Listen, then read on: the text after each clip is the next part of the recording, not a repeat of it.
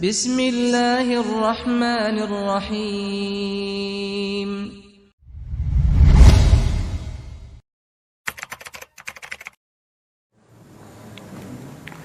Bismillahirrahmanirrahim. Assalamualaikum warahmatullahi wabarakatuh.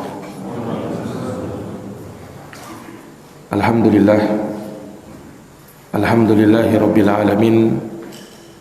Wa bihi nasta'inu ala umuri dunya waddin. Asyhadu an la ilaha illallah wahdahu la syarikalah, ilahul awwalin wal akhirin. Wa asyhadu anna Muhammadan abduhu wa rasuluhu as-sadiqul amin. Sallallahu alaihi wa ala alihi wa sahbihi wa man tabi'ahum bi ihsanin ila yaumiddin wa sallama tasliman katsira, amma ba'd. Ikhwani fid din, a'azzani Allah wa iyyakum. Para hadirin jamaah salat subuh yang dirahmati dan dimuliakan oleh Allah. Alhamdulillah, kita bersyukur kepada Allah Subhanahu wa taala atas limpahan nikmat, karunia, kebaikan dan keutamaan darinya. Di hari yang mulia ini kita dapat menjalankan dan menegakkan ibadah subuh berjamaah, yang kemudian kita lanjutkan dengan menghadiri majelis ilmu yang dikatakan oleh Nabi sallallahu alaihi wasallam sebagai raudhatun min riyadil jannah. Dia adalah taman dari taman-taman surga. Dalam sebuah hadis, Rasulullah sallallahu alaihi wasallam pernah bersabda, "Idza marartum bi riyadil jannah farta'u."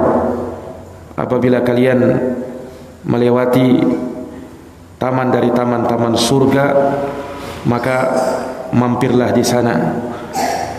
Para sahabat bertanya, "Wa ma riyadul jannah ya Rasulullah?" Apakah itu taman-taman surga ya Rasulullah? Maka Rasulullah menjawab, "Hilakul dzikri." Taman surga adalah majelis-majelis ilmu yang di dalamnya kita diingatkan dengan ayat-ayat Allah Subhanahu wa taala dan hadits-hadits Rasulullah sallallahu alaihi wasallam. Semoga kita yang hadir di tempat ini senantiasa mendapatkan keberkahan, kemuliaan, dan semoga Allah Subhanahu wa taala tulis langkah kita ke tempat ini sebagai hal yang mengangkat derajat kita di sisi Allah Subhanahu wa taala. Amin ya rabbal alamin. Para hadirin al-ikhwa, a'azzani Allah wa iyyakum. Kembali kita akan melanjutkan pelajaran dari Sirah Nabawiyah yang kita ambil dari pembahasan mukhtasar siratin Nabi sallallahu alaihi wasallam wa sirati ashabihil asyarah, karya al-Imam Abdul Ghani bin Abdul Wahid Al-Maqdisi rahimahullahu taala. Di pertemuan yang sebelumnya kita telah menyebutkan tentang bagaimana nasab garis keturunan Rasulullah sallallahu alaihi wasallam, yang mana dari sana kita bisa mengetahui kemuliaan nasab beliau. Beliau sallallahu alaihi wasallam bernama Muhammad bin Abdullah bin Abdul Muttalib ibni Hashim ibni Abdi Manaf ibni Qusay ibni Kilab ibni Murrah ibni Ka'ab dan seterusnya sampai kepada Adnan. Itu yang disepakati oleh para ulama rahimahumullahu ta'ala. Dan kalau kita melihat nasabnya Nabi SAW ini, kebanyakan dari kakek-kakek beliau itu bukan nama aslinya, tetapi laqab. Seperti yang kita telah terangkan bahwa Abdul Muttalib, kakeknya Nabi, namanya sebenarnya bukan Abdul Muttalib, tetapi namanya adalah Syaibah Al-Hamd. Itu nama kakek beliau, tetapi dijuluki dengan Abdul Muttalib. Demikian pula kakek buyut Nabi yang bernama Hashim, itu pun adalah gelar. Hashim ini adalah gelar, dan nama asli dari Hashim adalah Amr bin Abdi Manaf. Itu nama asli dari Hashim, kakek buyutnya Nabi SAW. Dijuluki dengan Hashim sebab ya, Amr bin Abdi Manaf ini dahulunya adalah seorang yang mengadon roti, kemudian dia biasa membagi-bagikannya kepada kaumnya, maka dijulukilah dengan Hashim, seorang yang mengadon roti dan memberikan roti tersebut kepada orang. Nah, itu julukan. Nah, demikian pula Abdi Manaf. Abdi Manaf itu pun julukan. Nama aslinya adalah Al-Mughirah. Nama asli dari Abdi Manaf adalah Al-Mughirah. Qusay pun demikian. Qusay pun demikian. Qusay itu disebutkan namanya adalah Zaid bin Kilab. Jadi nama Qusay adalah Zaid. Dijuluki dengan Qusay dari kata Al-Aqsa, artinya sesuatu yang jauh. Nah, mengapa dijuluki seperti itu? Ya, disebutkan bahwasanya Zaid bin Kilab ini dijuluki dengan Qusay.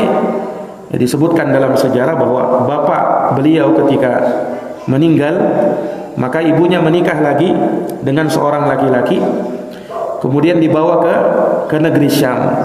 Jadi dari Makkah ke negeri Syam, dan itu jauh.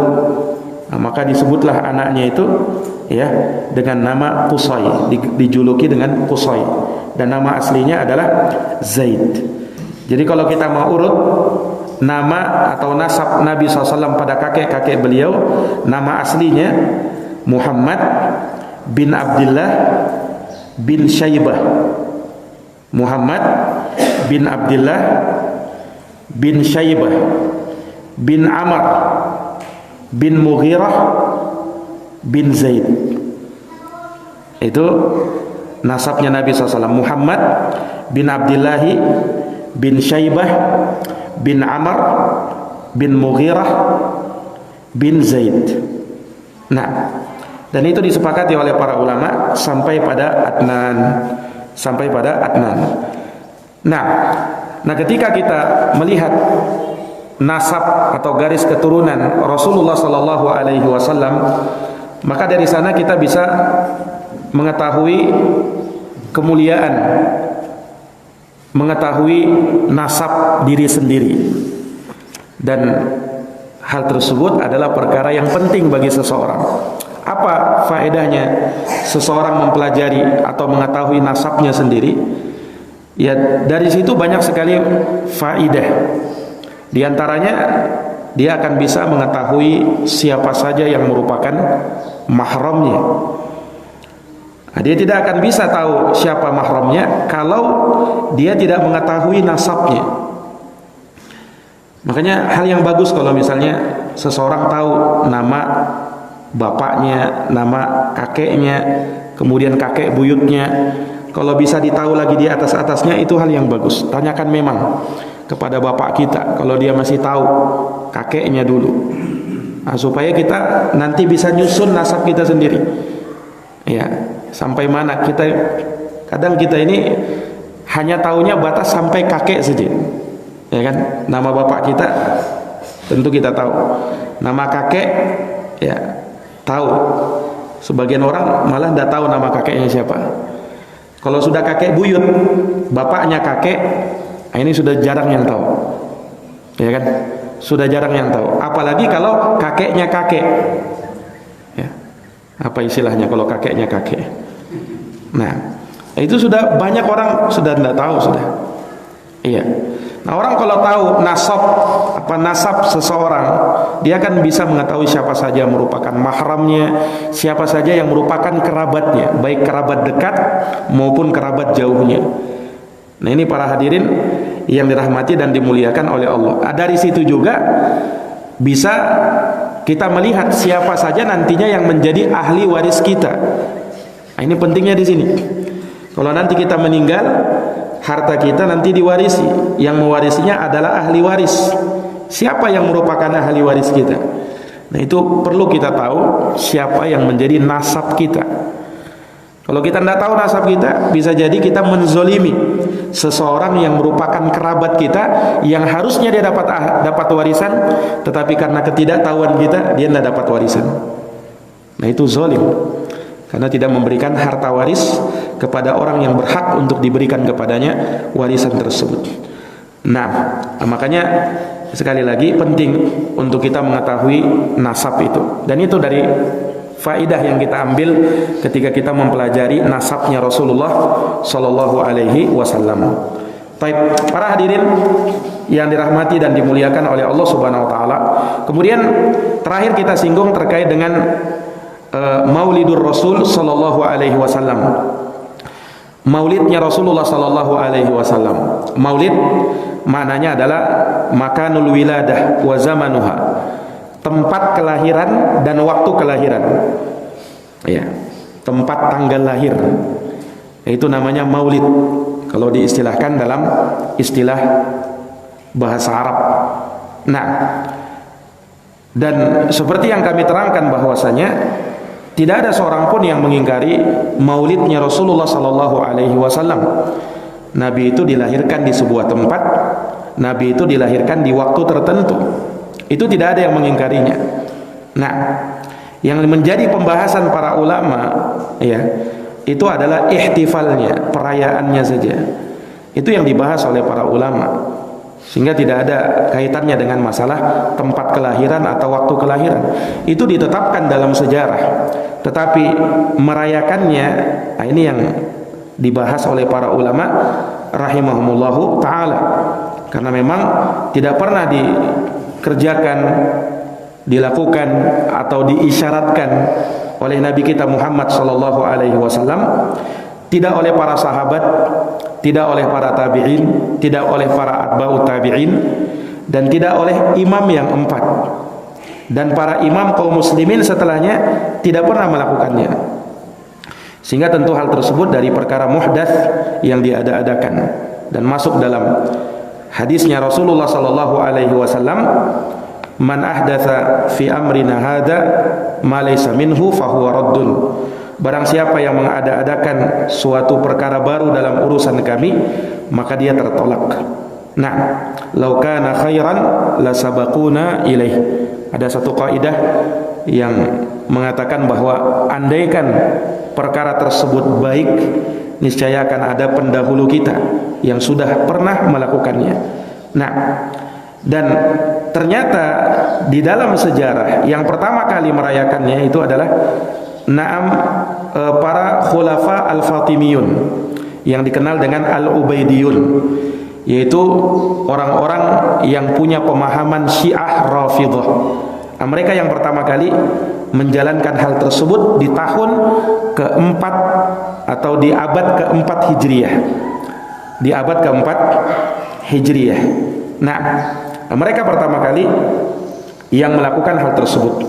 Sementara sebelumnya para sahabat, para tabi'in itu berijma' sepakat mereka tidak melakukan hal tersebut. Nah, sehingga seseorang tidak tertipu dengan banyaknya orang yang melakukan, ya, karena tentu saja yang menjadi hujjah adalah dalil dari Al-Quran dan Sunnah Nabi Sallallahu Alaihi Wasallam. Dan kecintaan kepada Nabi Sallallahu Alaihi Wasallam itu kita dapatkan dengan ittiba kepada beliau, dengan mengikuti jalan beliau Sallallahu Alaihi Wasallam, membenarkan segala yang beliau sampaikan, mentaati segala yang beliau perintahkan, meninggalkan segala yang beliau larang, dan tidak beribadah kepada Allah kecuali sesuai dengan syariat beliau. Qul in kuntum tuhibbunallaha fattabi'uni yuhibbukumullah wa yaghfir lakum dunubakum wallahu ghafurur rahim. Katakanlah wahai Muhammad, jika kalian mengaku cinta kepada Allah, maka ikutilah saya. Niscaya Allah akan cinta kepada kalian dan akan mengampuni dosa-dosa kalian. Sesungguhnya Allah Maha Pengampun lagi Maha Penyayang. Sesungguhnya Allah adalah Maha Pengampun lagi Maha Penyayang. Para hadirin yang dirahmati dan dimuliakan oleh Allah Subhanahu wa taala, terkait dengan peristiwa kelahiran Nabi sallallahu alaihi wasallam, ulama menyebutkan bahwasanya tidak ada riwayat yang sahih yang menunjukkan kejadian-kejadian besar ya di waktu terlahirnya Nabi sallallahu alaihi wasallam. Selain peristiwa pasukan bergajah yang dipimpin oleh Abrahah untuk menyerang Ka'bah. Itu peristiwa besar bersejarah yang terjadi di zaman itu dan telah diabadikan di dalam Al-Quran di surat Al-Fil, dan kisahnya sudah kita sebutkan di pertemuan yang lalu. Bagaimana kisah penyerangan Abrahah ke Mekah untuk menghancurkan Ka'bah, dan tipu dayanya Allah Subhanahu wa taala hancurkan. Belum dia sampai ke Ka'bah, Allah Subhanahu wa taala telah utus tayran ababil, burung yang sangat banyak jumlahnya, masing-masing membawa batu dari tanah yang terbakar, tarmihim bihijaratin min sijil, yang melempari mereka pasukan bergajah tersebut dengan batu-batu tersebut, yang tidaklah batu itu mengenai mereka kecuali mereka langsung mati bergelimpangan. Faja'alahum ka'asfim ma'kul, lalu kami jadikan mereka seperti daun yang dimakan oleh ulat. Dan kisahnya masyhur dan telah kita sebutkan globalnya di pertemuan yang lalu.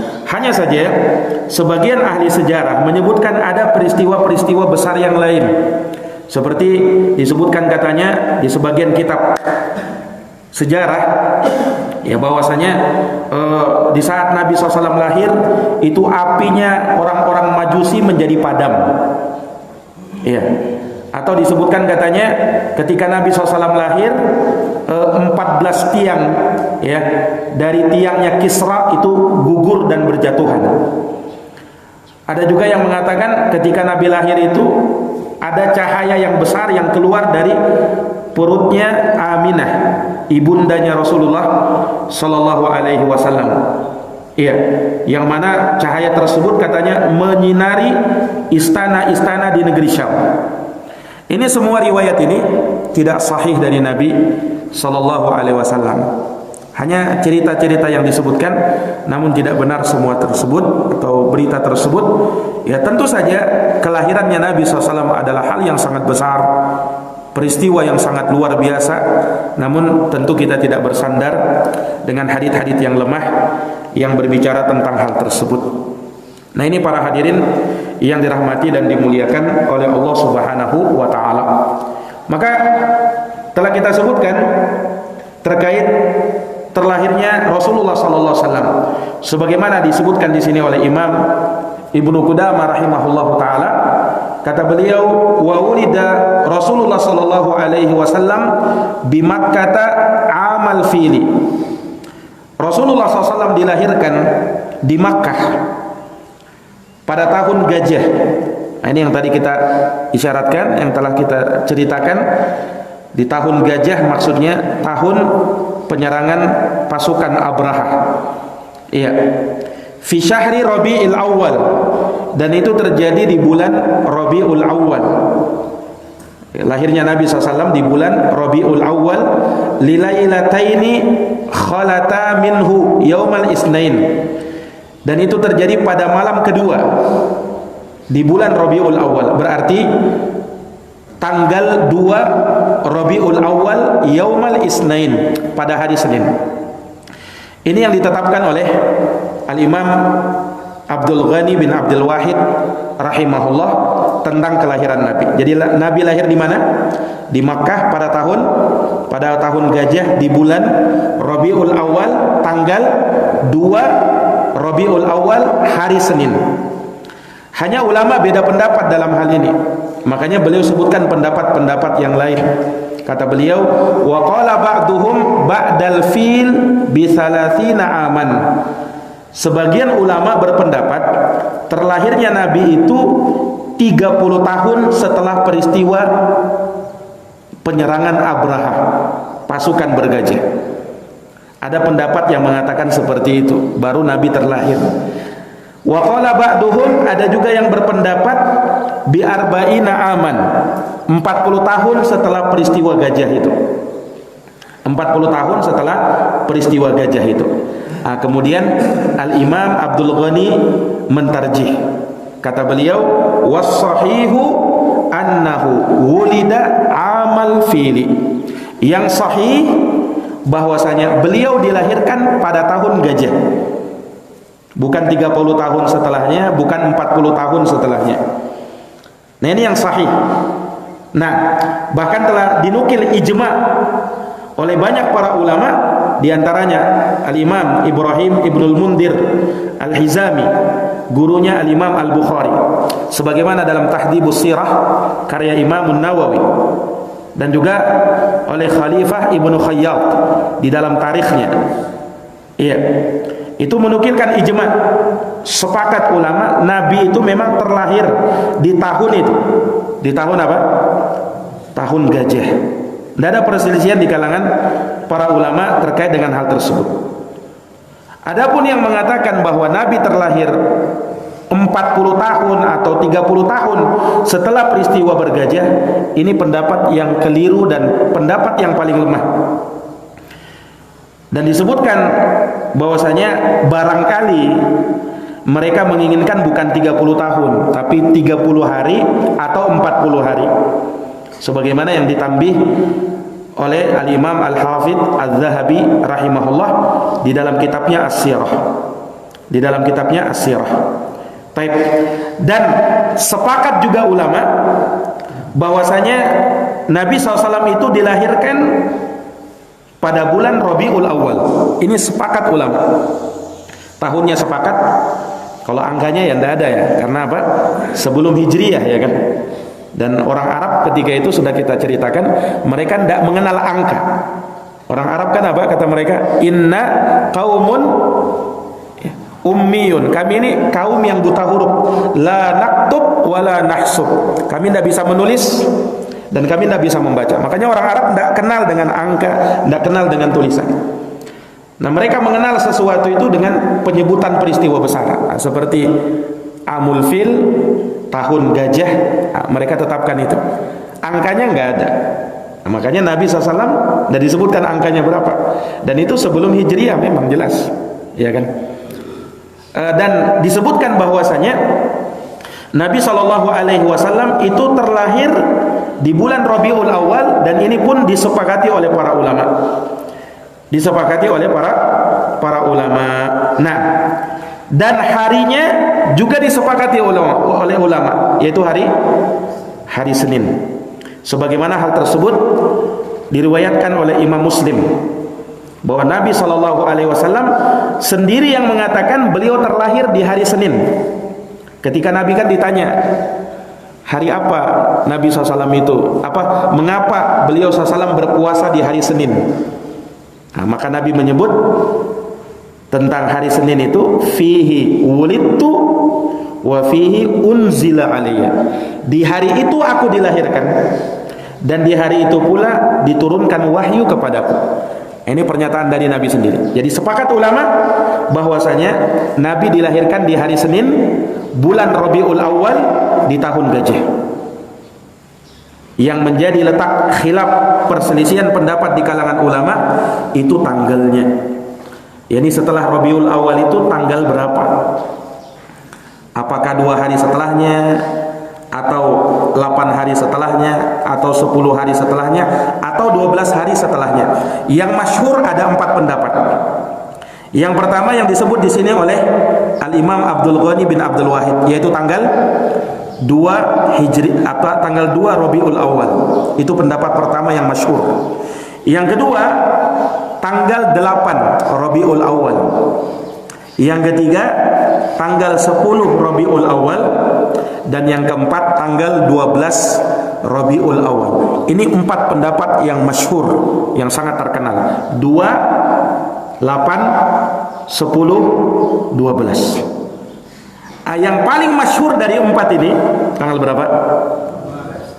Tanggal 12. Yang masyhur di tengah kaum muslimin itu tanggal 12. Mana yang lebih kuat dari pendapat para ulama? Apakah 2, 8, 10 atau 12? Wallahu alam.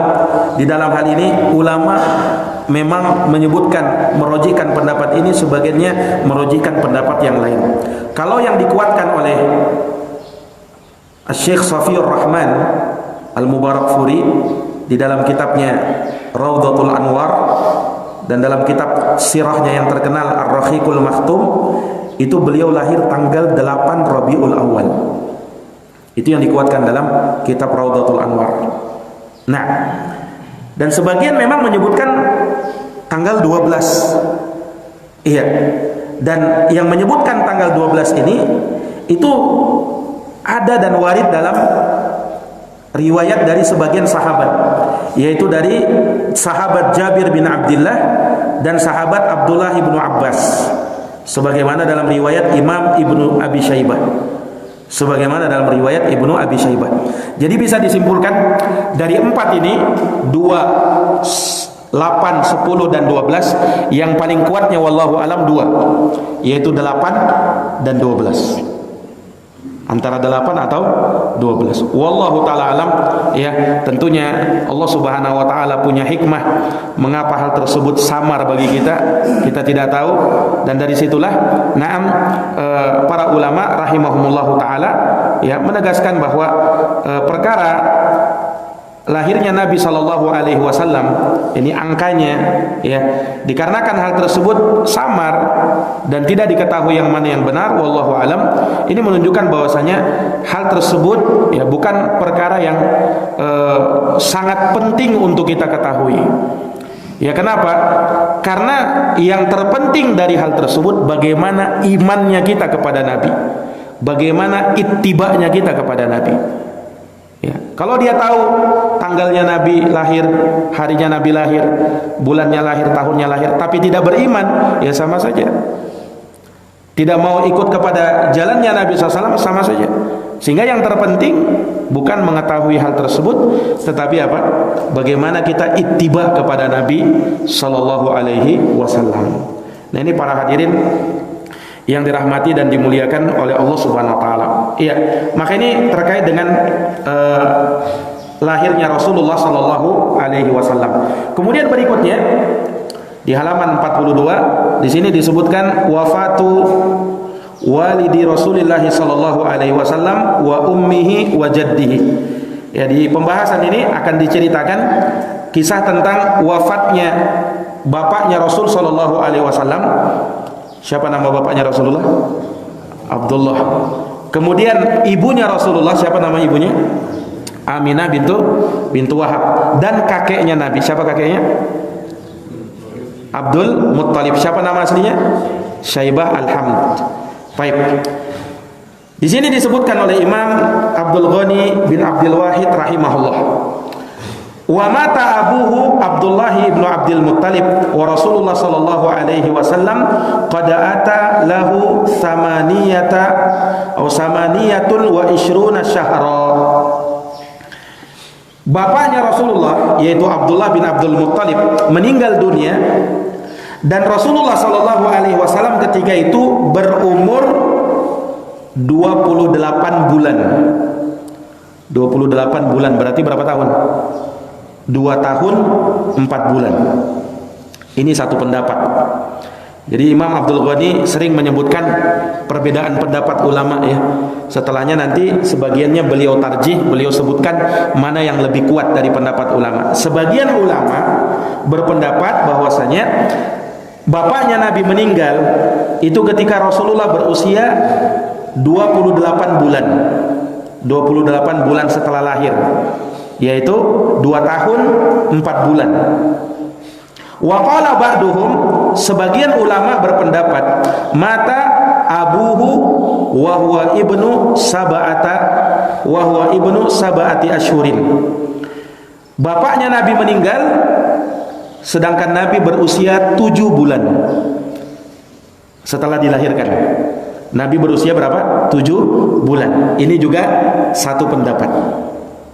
Wa qala ba'duhum, sebagian lagi berpendapat, dan ini yang lebih kuatnya, pendapat yang ketiga ini, mata abuhu fi darin nabighah wa huwa hamlun, bahwasanya Nabi SAW meninggal bapaknya Nabi SAW meninggal dunia di Darun Nabighah. Di Darun Nabighah, Darun Nabighah ini salah satu rumah milik salah seorang dari Bani An-Najjar di kota Madinah. Nah, dan itu di lingkungan rumah ya paman-pamannya Nabi sallallahu alaihi wasallam. Paman-pamannya Nabi sallallahu alaihi wasallam. Berarti saudaranya Abdullah. Jadi meninggal Abdullah ini di rumah saudara-saudara beliau di Bani An-Najjar di kota Madinah yang dulunya bernama Yathrib tatkala itu. Wa huwa hamlun, dan Nabi masih dalam kandungan. Ini tadi yang pendapat yang paling kuat. Jadi Rasulullah SAW ya belum terlahir, bapaknya beliau sudah meninggal dunia. Nah, dan tepatnya hal tersebut ya di Darun Nabirah. Di Darun Nabirah. Ini ketika Abdullah berada di Darun Nabirah, di rumah saudaranya ya, di rumah saudara-saudaranya yang ada di Yathrib. Dan telah kita sebutkan ya bagaimana meninggalnya Abdullah ini disebabkan apa? Disebabkan wabah yang melanda kota Madinah ketika itu, kota Yathrib tatkala itu. Iya, wabah demam yang sangat mematikan. Nah, itu yang menimpa bapaknya Nabi SAW, Abdullah, dan beliau meninggal karena hal tersebut. Nah, oleh karenanya dalam sejarah juga kan disebutkan bahwasanya Nabi SAW ketika hijrah bersama sahabat ke Yathrib, wabah demam mematikan itu masih terus ada, sehingga menimpa sebagian sahabat Rasulullah, dan sebagian sahabat pun meninggal karena hal tersebut. Sehingga Nabi pun berdoa kepada Allah Subhanahu wa taala supaya Yathrib dijadikan sebagai kota thayyibah. Maka semenjak itulah kota Madinah juga dikenal dengan Yathrib, dikenal dengan thayyibah. Berkat doanya Nabi SAW. Jadi Nabi mengangkat tangannya berdoa, Allahumma ja'al hadhil baldah thayyibah wanqul humaha ila Juhfah. Ya Allah, jadikanlah negeri ini, Yathrib, kota Madinah, jadikanlah dia negeri yang thayyibah, yang bersih, tidak ada penyakitnya, dan pindahkanlah wabahnya ke Juhfah. Kata Nabi seperti itu, pindahkanlah wabahnya ke Juhfah. Juhfah ini salah satu nama ya yang dekat dengan kota Madinah. Maka Allah pun mengabulkan doa Nabi SAW. Dan subhanallah, semenjak doa itu kota Madinah menjadi kota yang bersih, sama sekali tidak ada lagi yang namanya wabah penyakit dari demam tersebut. Nah, dan memang betul berpindah ke Juhfah. Juhfah ini salah satu nama miqat ya. Salah satu nama miqat. Dan sampai pada hari ini orang tidak ada yang berani tinggal di Juhfah. Kenapa? Ya karena penyakit wabah itu berpindah ke Juhfah. Dan itu dari doanya Nabi SAW supaya dipindahkan ke sana. Dan tidak ada seorang pun yang mau tinggal di sana. Nah, itu hikmah dari Nabi SAW. Wallahu alam kenapa dijadikan seperti itu. Nah, ya tentunya ada hikmah dari doanya Nabi SAW tersebut. Tidaklah beliau mengucapkan hal itu kecuali atas bimbingan dari Allah Subhanahu wa Ta'ala. Para jamaah yang dirahmati dan dimuliakan oleh Allah Subhanahu wa Ta'ala, kemudian di sini beliau sebutkan wakila mata bil abwa baina Makkah wal Madinah. Ada juga yang mengatakan bahwasanya bapaknya Nabi SAW itu meninggal dunia itu di Abwa. Abwa itu sebuah kampung besar dekat dengan jaraknya dengan kota Madinah sekitar perjalanan 170 km ke arah selatan Madinah. Abwa, dia terletak antara baina Makkah wal Madinah, antara Makkah dan Madinah.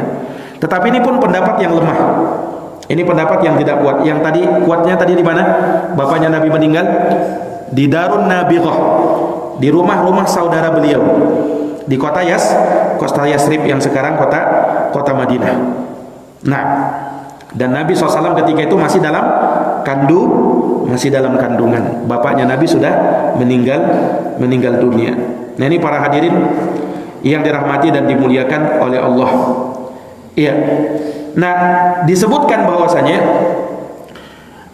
bapaknya Nabi SAW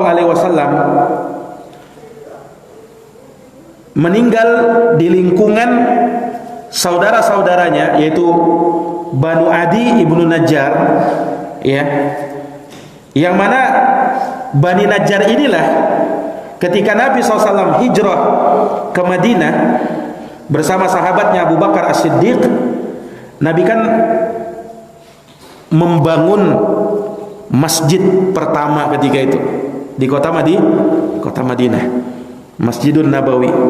Nah, dan peristiwanya kan sangat terkenal ketika Nabi SAW hijrah, maka ditunggu oleh banyak penduduk kota Madinah.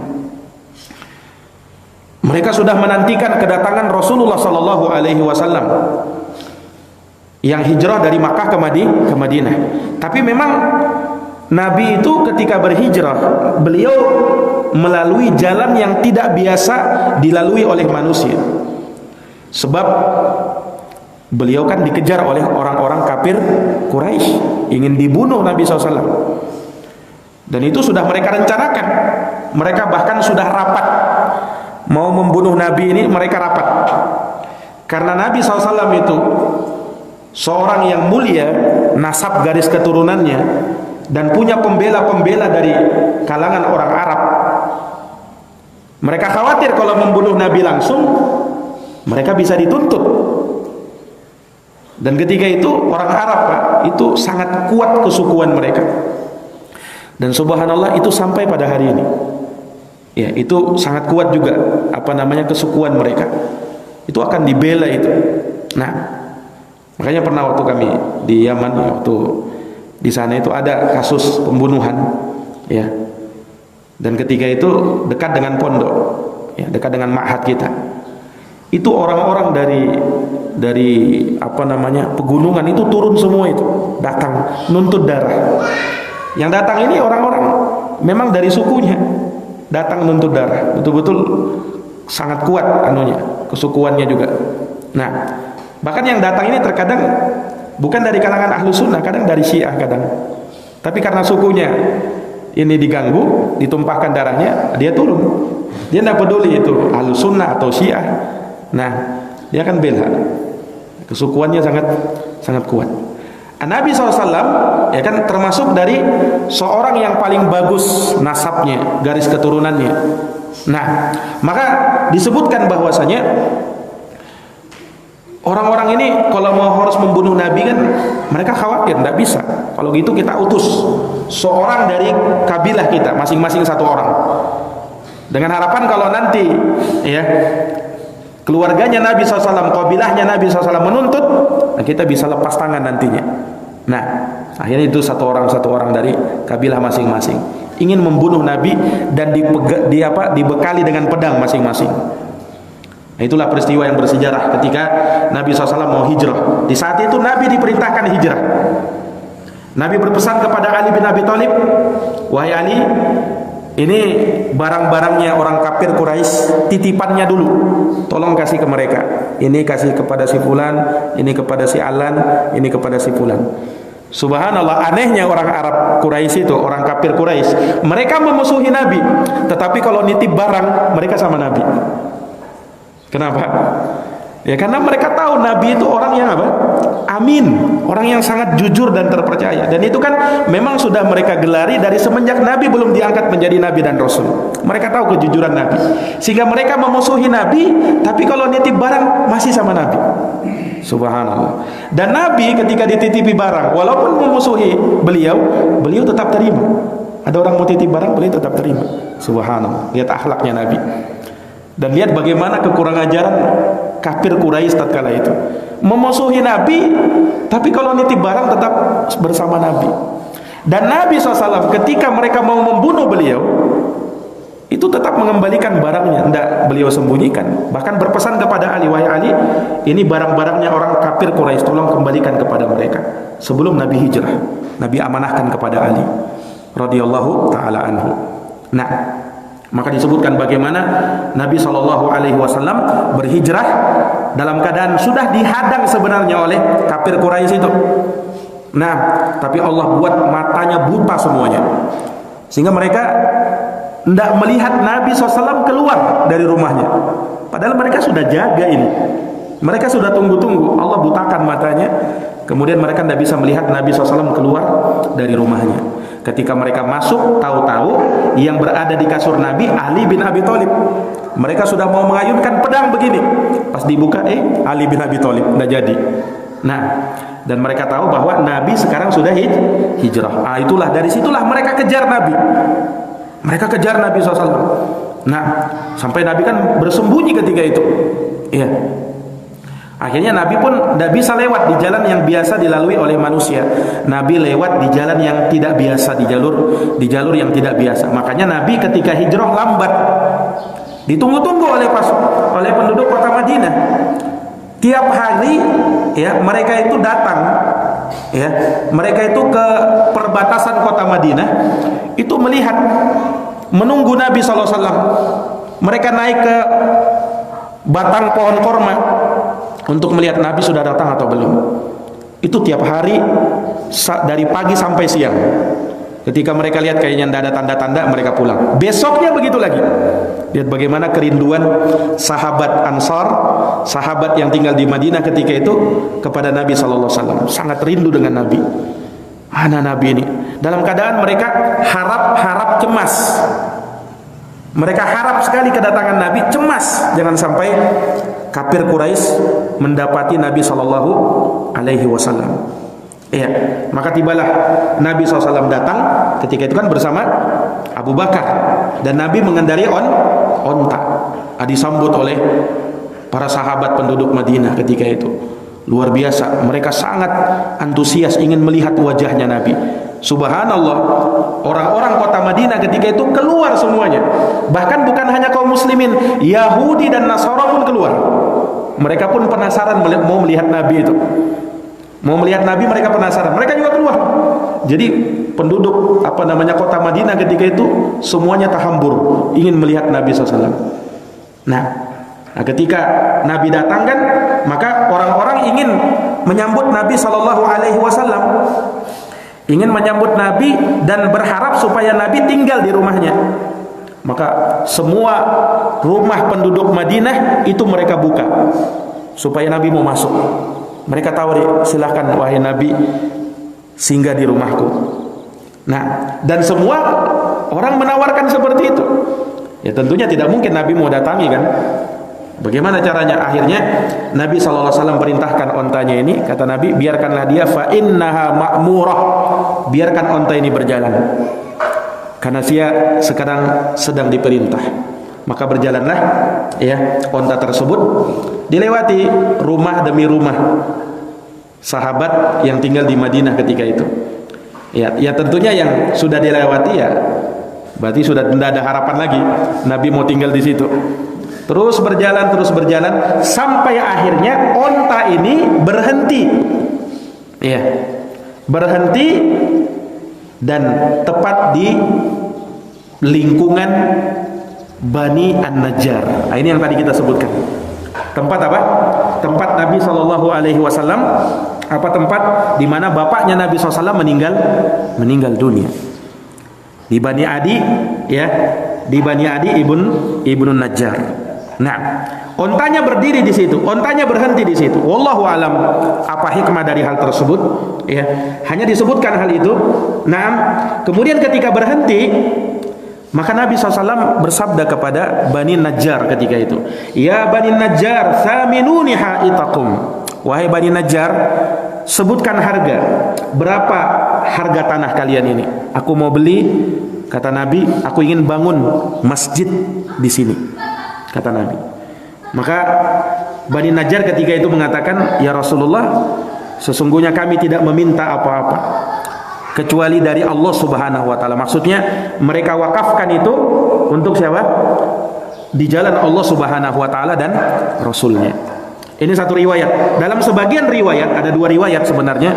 Dalam sebagian riwayat disebutkan bahwasanya ternyata tempat itu milik dua orang anak yatim yang ada di situ.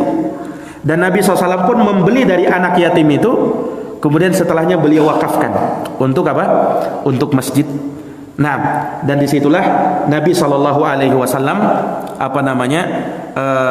beribadah. Nah, tetapi tentunya tidak langsung jadi ya kan, butuh proses. Nabi SAW tinggal di Madinah, Masjid Nabawi itu baru jadi 7 bulan setelahnya.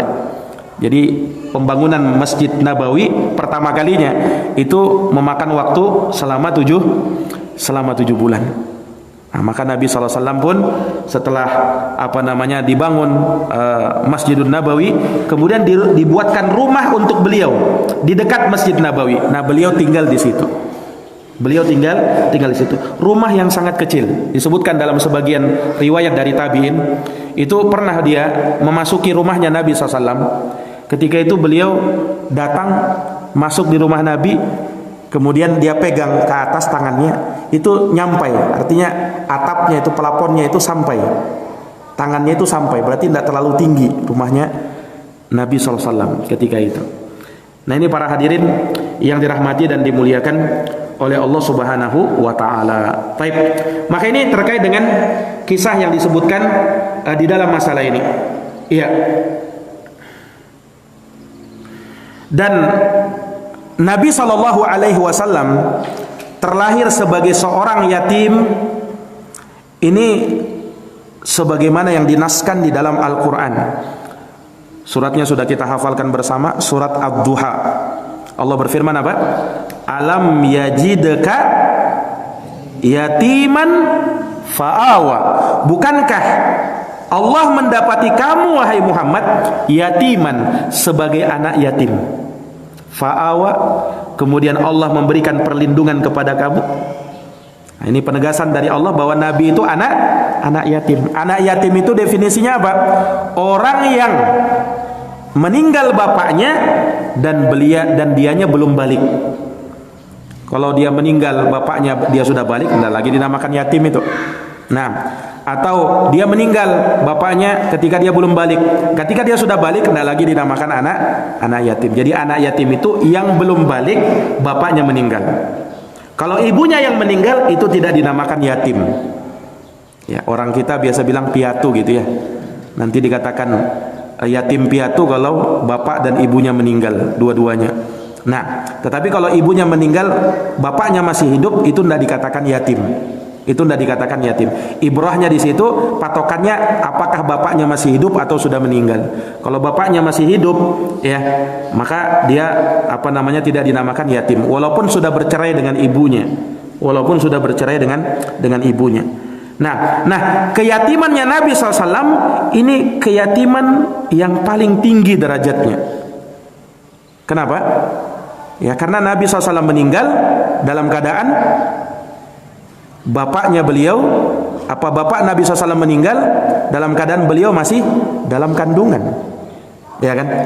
Kalaulah benar pendapat yang sebelumnya mengatakan bahwa Nabi Sallallahu Alaihi Wasallam itu sempat lahir ketika bapaknya meninggal.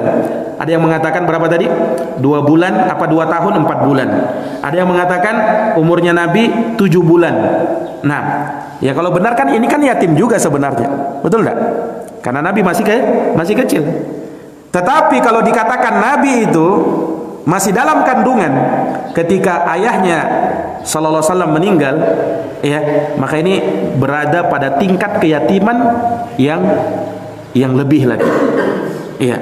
Nah, makanya disebutkan yatiman fa'awa. Para hadirin yang dirahmati dan dimuliakan oleh Allah, pendapat yang mengatakan bahwasanya Nabi Shallallahu Alaihi Wasallam ya itu masih dalam kandungan ketika bapaknya meninggal dunia, itu pendapat yang dipilih oleh Imam Ibnul Qayyim dan juga oleh Imam Ibnu Katsir, Al-Imam Adz-Dzahabi, Al-Hafidz Ibnu Hajar, Al-Imam Ibnul Jauzi, dan di dalam Mustadrak Al-Hakim ya ada dalil yang menguatkan akan hal tersebut. Ada dalil yang menguatkan akan hal tersebut. Nah, ini para hadirin yang dirahmati oleh Allah. Nah, bapaknya Nabi meninggal ketika Nabi berada dalam kandungan ibunya. Kemudian ibunya Nabi SAW meninggal lagi, dan Nabi masih kecil ketika itu. Maka disebutkan oleh Imam Abdul Ghani, wa matat ummuhu wa huwa ibnu arba'i sinin.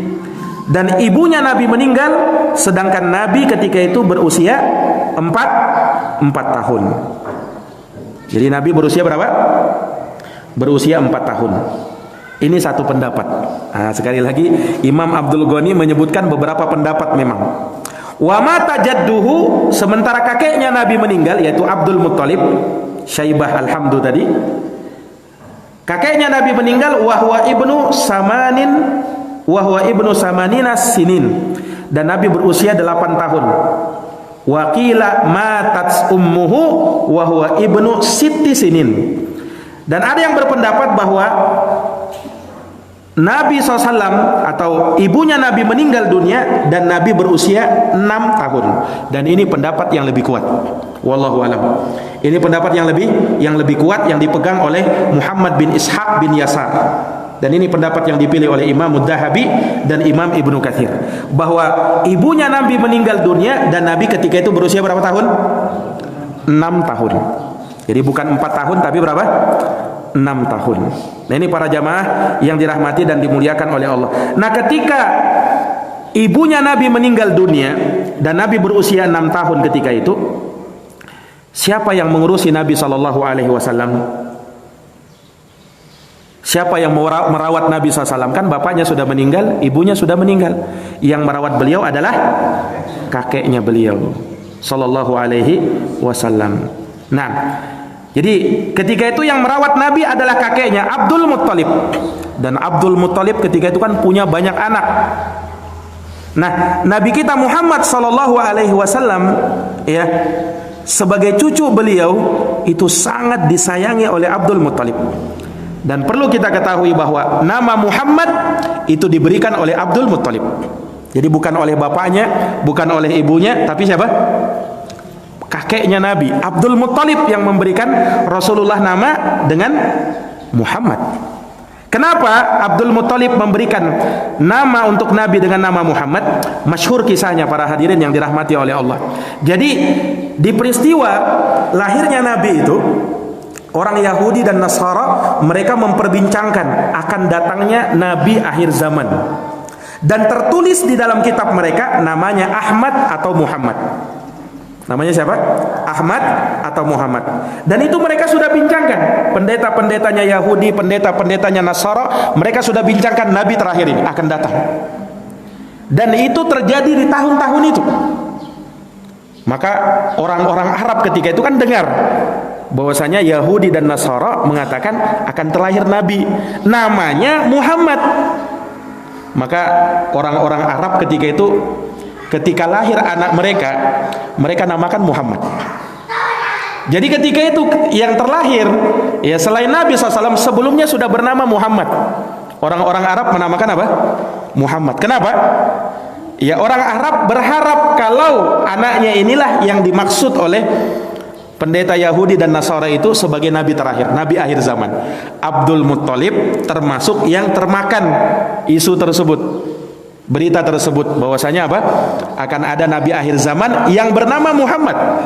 Makanya Abdul Muttalib memberikan nama untuk Nabi siapa? Muhammad. Nah, ini peristiwanya para hadirin yang dirahmati dan dimuliakan oleh Allah. Taib. Para jamaah yang dirahmati dan dimuliakan oleh Allah, insyaallah taala terkait dengan bagaimana pertumbuhan Nabi sallallahu alaihi wasallam dan bagaimana ketika dirawat oleh Abdul Muttalib dan bagaimana setelah Abdul Muttalib meninggal dunia kemudian dirawat oleh siapa berikutnya, ini akan kita terangkan, akan kita jabarkan di pertemuan yang akan datang biidznillah taala. Wallahu taala a'lamu bissawab. Jazakumullahu khairan atas perhatiannya. Mohon maaf atas segala kekurangannya. Kita akhiri dengan doa kafaratul majlis. Subhanakallahumma wa bihamdika asyhadu an la ilaha illa anta astaghfiruka wa atubu ilaik. Wassalamualaikum warahmatullahi wabarakatuh.